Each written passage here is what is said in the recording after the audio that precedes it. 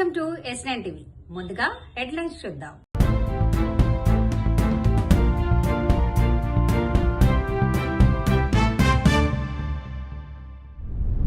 ఎస్ఐఆర్పై Talasani demand.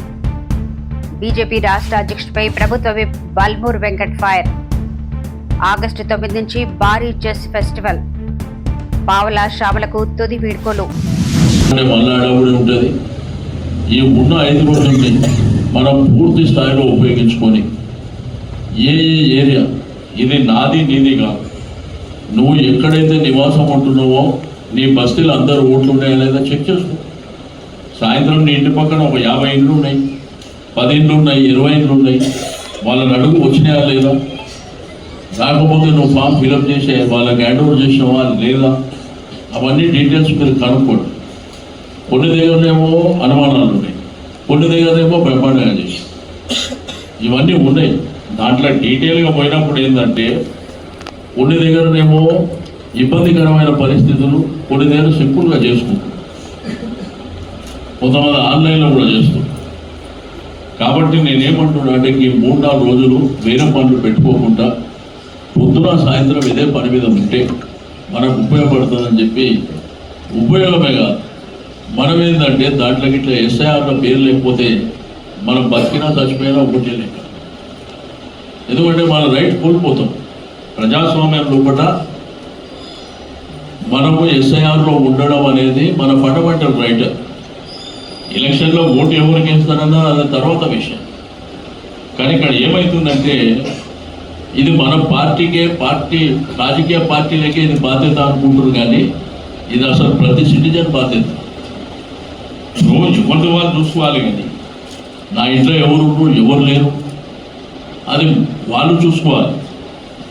అయినప్పటికీ మనం అన్ని విధాలుగా మన నాయకులు కార్యకర్తలు పెద్ద ఎత్తున చేస్తూ నేను కొంత ఇండెప్త్గా చేసిన మనకు బ్రహ్మాండంగా చేశారు. మీ కోఆపరేషన్ లేకపోతే వాళ్ళు చేయకపోతుంటారు. నేను బ్రహ్మాండంగా చేశాను.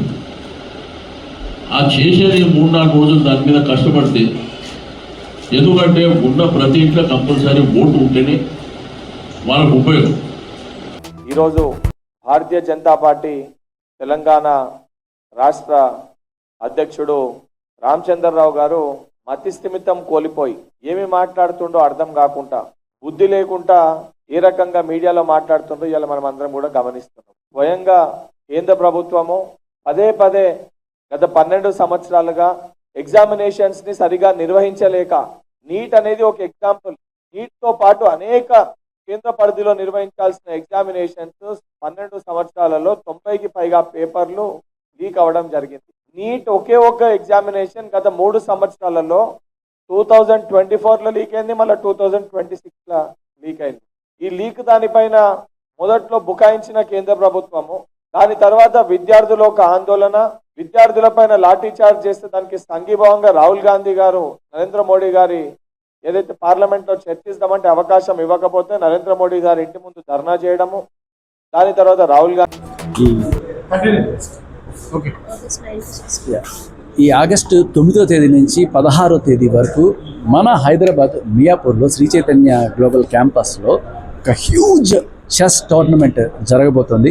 ప్రత్యూష ఇంటర్నేషనల్ చెస్ అకాడమీ వాళ్ళు ఇది నిర్వహిస్తున్నారు. సో హ్యూజ్ ప్రైజ్ మనీ కూడా 26 lakhs అబోవ్ ప్రైజ్ మనీ, దీంతో పాటు గోల్డ్ కాయిన్స్ ఇవన్నీ కూడా వాళ్ళు దీంట్లో ఆఫర్ చేస్తున్నారు. సో మీ పిల్లల్ని ఖచ్చితంగా ఇక్కడికి తీసుకురండి, వాళ్ళకు ఒక ఇన్స్పిరేషన్ చెస్ ఆడడానికి అండ్ అలాగే ఇంటర్నేషనల్ ప్లేయర్స్ అవ్వడానికి కూడా ఇది వేదిక కాబోతోంది. So I wish all the best Pratyusha garu. Thank you.